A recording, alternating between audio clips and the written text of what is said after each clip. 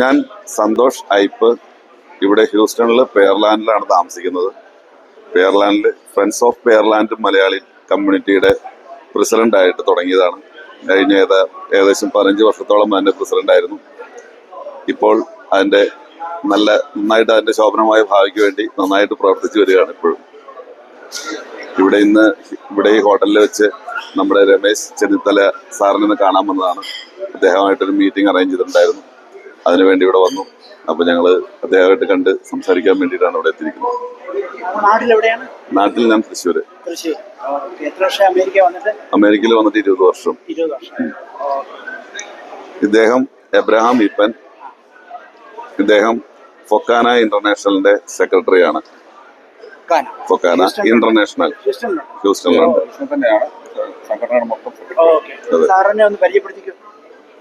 എന്റെ പേര് Abraham Eappen.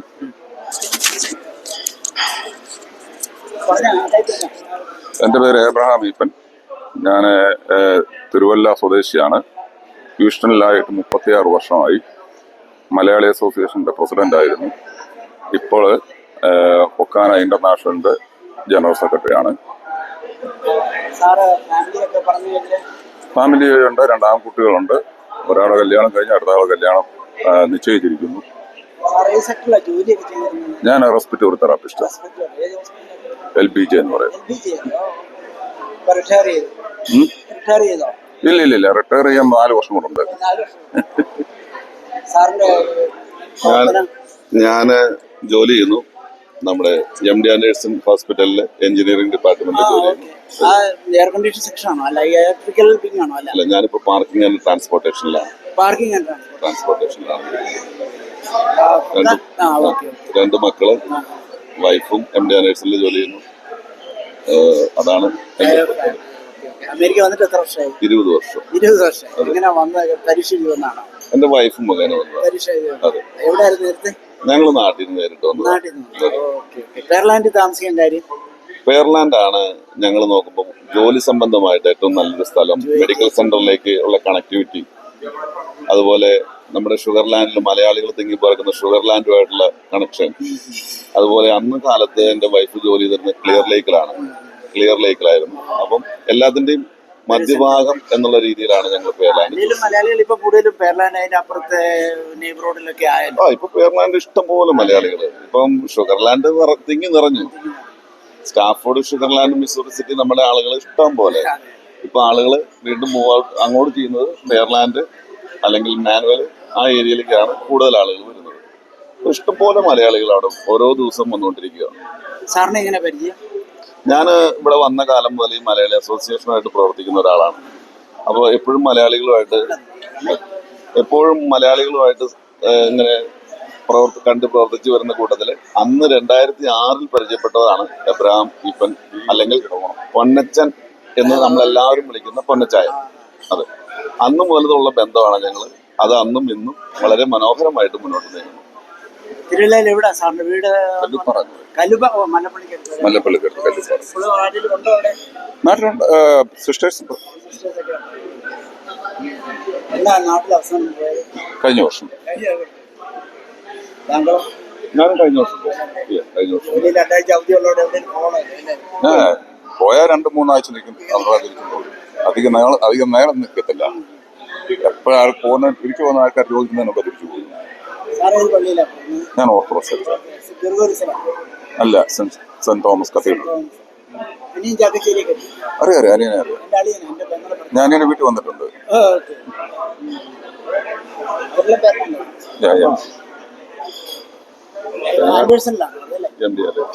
ചാക്കച്ചയുടെ wife അവിടെ അല്ലേ? അത് ശരി. എത്ര വർഷമായി യൂട്യൂബ് ചാനലായിട്ട് ഒരു 4 വർഷമായിട്ട് ഞാൻ ലോഡ് ചെയ്യുന്നുണ്ട്. പക്ഷെ ഇപ്പോൾ കഴിഞ്ഞ ഒരു 2 വർഷമായിട്ട് ഒരുവിധ റീച്ച് ഉണ്ട്. അത് ശരി. അപ്പൊ ഇങ്ങനെയുള്ള പേഴ്സണാലിറ്റി ഇന്റർവ്യൂകൾ, അതിലൊരു പൊന്നുപിള്ള ചേച്ചി ഉണ്ടല്ലോ, ആ ചേച്ചിയുടെ വീഡിയോ നന്നായിട്ടൊന്ന് വൈറലായി. അപ്പൊ അതിൽ നിന്നാണ് എനിക്കൊരു പിക്കപ്പ് കിട്ടുന്നത്. അല്ലെങ്കിൽ ഒരു 10-25 പേരൊക്കെ കാണത്തുള്ളൂ. ഇപ്പൊ ഒരു 10, 100, 500, 1000, 2000 പേരെ കാണുന്ന വീഡിയോകളാണ്. ഇവിടെ നമ്മുടെ ഹ്യൂസ്റ്റണിൽ ഇഷ്ടം പോലെ സീനിയേഴ്സ് നല്ല അവര് പ്രൊമിനന്റ്. 50 വർഷമായവര്, അതെ അമേരിക്കയിൽ ആദ്യമായിട്ട് വീട് മേടിച്ചവര്, അതെ ആദ്യമായിട്ട് അമേരിക്ക വന്നവര്, അവരുടെ യാത്രയുടെ പ്രയാസം.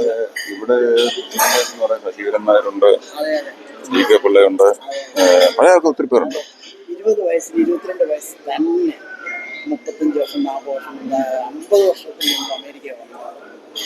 അന്ന് കാലത്ത് അവർ ഒരുപാട് കഷ്ടപ്പാടുകൾ സഹിച്ചിട്ടാണ് അവര് ഇന്ന് നല്ല നിലയിലായിട്ടുണ്ടാവുന്നത്.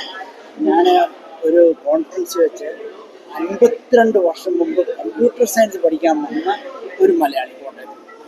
ഒന്ന് ഓർത്ത് നോക്കിയാൽ നമ്മുടെ വീട്ടിൽ കറണ്ട് ഇല്ലാഞ്ഞ കാലത്ത് അമേരിക്ക കമ്പ്യൂട്ടർ പഠിക്കാൻ വന്ന 52 വർഷം മുമ്പ്.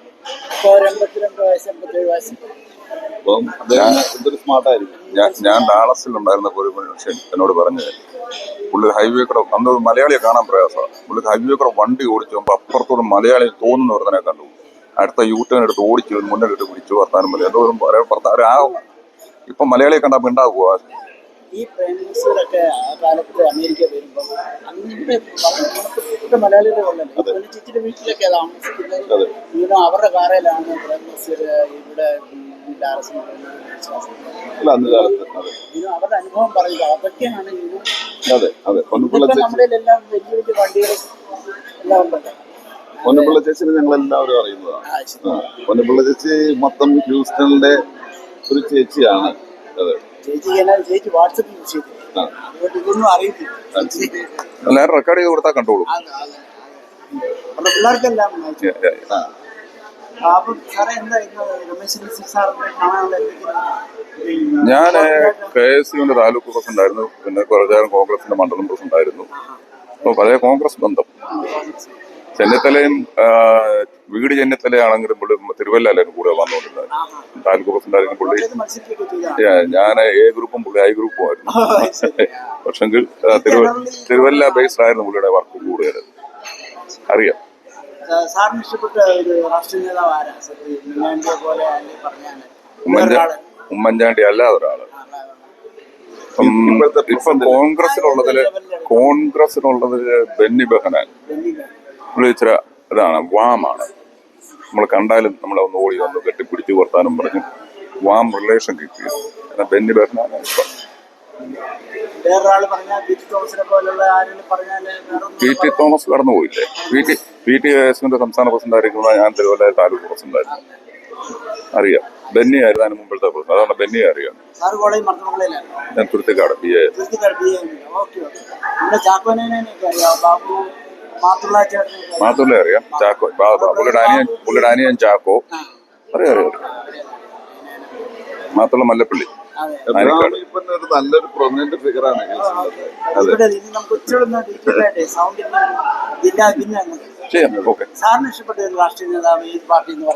ഞാൻ ബേസിക്കലി കോൺഗ്രസ്സുകാരനാണ്. ഞാൻ KSU തലത്തിൽ പ്രവർത്തിച്ച് യൂത്ത് കോൺഗ്രസിൽ പ്രവർത്തിച്ച് നടന്നതിന് ശേഷമാണ് ഇങ്ങോട്ട് പോകുന്നത്. അത് അന്നും ഇന്നും കോൺഗ്രസിനോടുള്ള സ്നേഹം അഭേദ്യമായിട്ട് സൂക്ഷിക്കുന്ന ഒരാളാണ്. അതിൽ എനിക്ക് A ഗ്രൂപ്പെന്നോ I ഗ്രൂപ്പെന്നോ എനിക്കില്ല എന്നെ സംബന്ധിച്ച്. പക്ഷെ ഇന്നത്തെ സാഹചര്യത്തിൽ കേരളത്തിൽ നമുക്ക് കോൺഗ്രസിന് ഒരുപാട് വളർന്നു വരുന്ന നല്ല നേതാക്കന്മാരുണ്ട്. അതിൽ ഏറ്റവും ഇഷ്ടപ്പെട്ടത് രാഹുൽ മാങ്കൂട്ടത്തിൽ, ഷാഫി പറമ്പിൽ, അതുപോലെ തന്നെയാണ് മറ്റുള്ള എല്ലാവരും. നന്നായിട്ട് പ്രവർത്തിച്ചു. പക്ഷെ എല്ലാവർക്കും പ്രവർത്തിക്കാനുള്ള ഒരു അല്ലല്ല, നമ്മൾ ഒരു കാലഘട്ടത്തിൽ കോൺഗ്രസിൽ സ്വല്പം അപജയം ഉണ്ടായിരുന്നു. പക്ഷെ ഇനി വളർന്നു വരുന്ന കുട്ടികൾ നല്ല രീതിയിലാണ് പ്രവർത്തിക്കുന്നത് എന്നാണ് ഞാൻ വിശ്വസിക്കുന്നത്.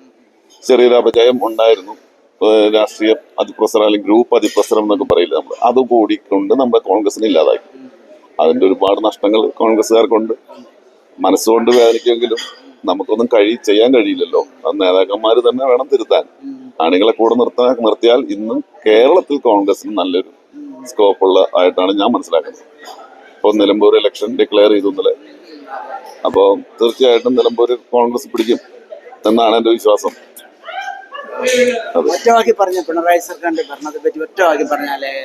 ഒറ്റവാക്കിൽ വളരെ സിമ്പിളായിട്ട് പറയുകയാണെങ്കിൽ നമ്മളുടെ കേരളം കഴിഞ്ഞ 9 വർഷം കൊണ്ട് ഒരുപാട് പിന്നോക്കം പോയി എന്നാണ് ഞാൻ ചിന്തിക്കുന്നത്. ഞാൻ കരുതുന്നതും നമുക്ക് വാർത്താമാധ്യമങ്ങളിൽ കൂടെയുള്ള അറിവുള്ളൂ. അത് വായിക്കുന്നതും മനസ്സിലാക്കുന്നതും വെച്ച് നമ്മൾ ഒരുപാട് പിന്നിലാണ്. നമ്മുടെ തലമുറയെ വളർത്താൻ വേണ്ടി അല്ലെങ്കിൽ തലമുറയ്ക്ക് വേണ്ടി ശരിക്കും ഒന്നും ചെയ്തിട്ടില്ല. നമ്മളുടെ അധ്യാപകരൊക്കെ ഒരുപാട് പിന്നോക്കം പോയതുകൊണ്ട് നല്ലൊരു ശിക്ഷണം കിട്ടാതെ വളരുന്ന കുട്ടികളായതുകൊണ്ട് എല്ലാവരും ഇന്ന് അഡിക്റ്റഡ് ആണ്.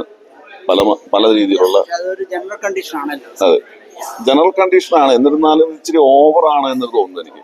കാരണം അത് ഒരുപാട് സ്ഥലങ്ങളിലേക്ക് വ്യാപിച്ചു.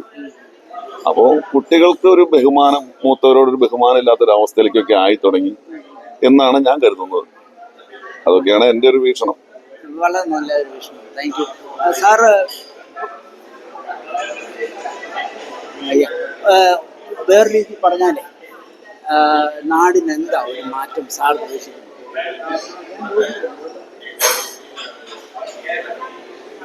നാട്ടിൽ വരുത്തേണ്ട അനിവാര്യമായ മാറ്റം എന്ന് പറയുന്നത് നല്ലൊരു നേതൃത്വശീലമുള്ള ഒരു നേതാവ് വരികയും ജനങ്ങളെ ബോധവൽക്കരിച്ച് ജനങ്ങളെ കൂടെ നിർത്തി നമ്മുടെ നാടിന് വരും തലമുറയ്ക്ക് വേണ്ടിയിട്ട് ഒരുപാട് എന്താ പറയാ പ്രൊഡക്ഷൻ യൂണിറ്റുകളൊക്കെ ആരംഭിച്ചെങ്കിൽ മാത്രമേ നാട് മുന്നോട്ട് പോകുള്ളൂ. സാറിന്റെ അഭിപ്രായത്തിൽ എന്താണ്?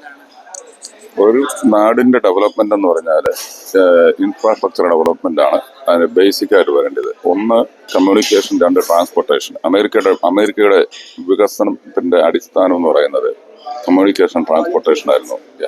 ഇപ്പം ഹൈവേകളൊക്കെ ആയി വരുന്നുണ്ട് എന്ന് പറഞ്ഞാലും ശാസ്ത്രീയമായ വശത്തൂടെ ആണോ എന്ന് ചോദിച്ചാൽ ഒരു ഹൈവേക്ക് അപ്പുറത്തും ഇപ്പുറത്തും കടക്കാൻ വഴിയില്ലാത്ത രീതി ഹൈവേ ഉണ്ടാക്കിയിട്ട് കാര്യമില്ല. That's creating A division. അതിനേക്കാൾ ഉപരി ട്രാൻസ്പോർട്ടേഷൻ വേണം, പ്ലാൻഡ് ട്രാൻസ്പോർട്ടേഷൻ വേണം. കമ്മ്യൂണിക്കേഷൻ നന്നായിട്ട് നാട്ടിൽ ഇമ്പ്രൂവ് ചെയ്തു. അപ്പം ഇതാണ് ഡെവലപ്മെന്റ്സിന്റെ പ്രധാനപ്പെട്ട ഘട്ടം. ഇതാണ് നമ്മൾ ഫോക്കസ് ചെയ്യേണ്ടത്. അതുപോലെ തന്നെ ഈ ബ്രിഡ്ജസ് ഉണ്ടാക്കുമ്പോൾ എല്ലാം 2 ലൈനും വളരെ കോമ്പാക്ട് ആയിട്ടാണ് എക്സിറ്റുകൾ വേണം. അവര് വലുതാക്കി.